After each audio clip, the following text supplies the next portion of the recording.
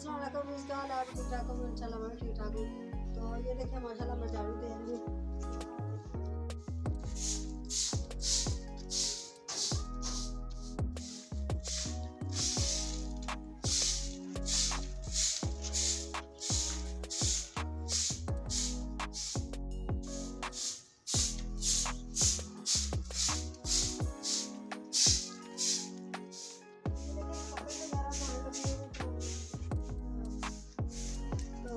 इसलिए मैं नए कपड़े धोने लगी हूँ।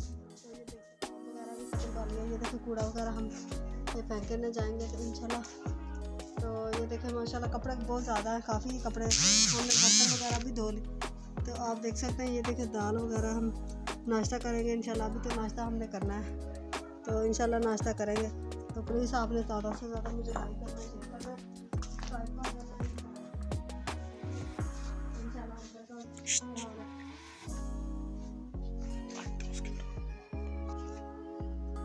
इंशाल्लाह मेरा अच्छा ब्लॉग आने वाला है, तो आपने ज़रूर देखना है।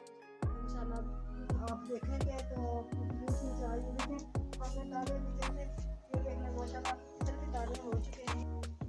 ये देखिए गंदम हमने बीजी थी, देख लें माशाल्लाह। तो आपने ज़्यादा से ज़्यादा मुझे लाइक करना है, शेयर करना है, सब्सक्राइब कर देना। बहुत बहुत शुक्रिया। तो मिलते हैं नेक्स्ट वीडियो में।